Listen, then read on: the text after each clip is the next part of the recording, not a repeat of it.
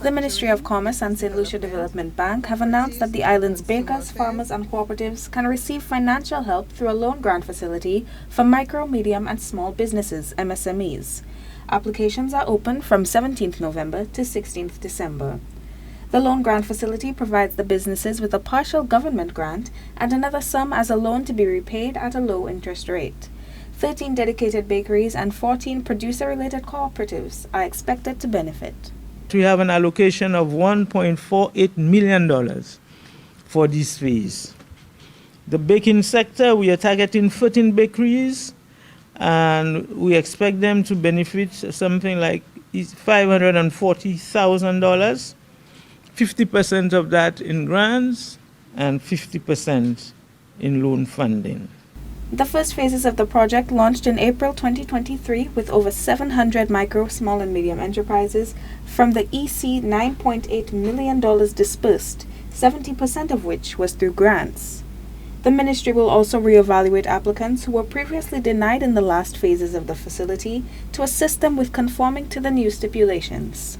You only repay maximum the $25,000 at a very low interest rate of 3%.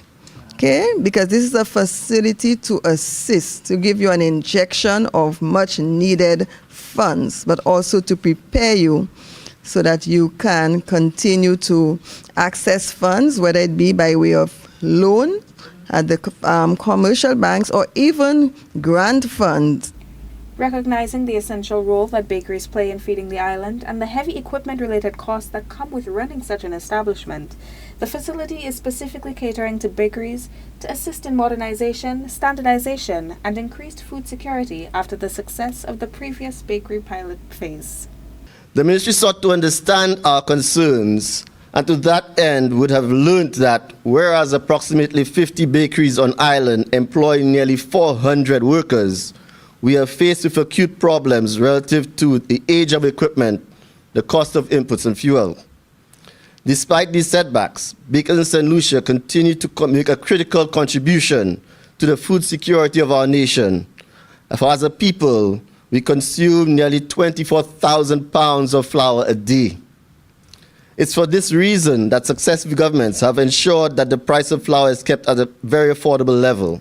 Farmer and fisher cooperatives are eligible for loans of up to $50,000 total, with half given as a grant and the other half as a loan to be repaid. In addition to the funding upgrades to equipment, facilities, and training, cooperatives can collaborate on larger-scale projects by pooling their loans and grants received.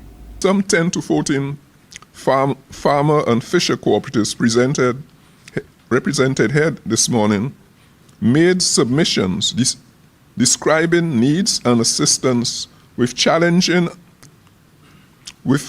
financing for procuring equipment and appliances to introduce and address precision agricultural needs, co-financing for conversion to solar energy, meeting certification requirements, and to a small extent, building and infrastructure needs, etc.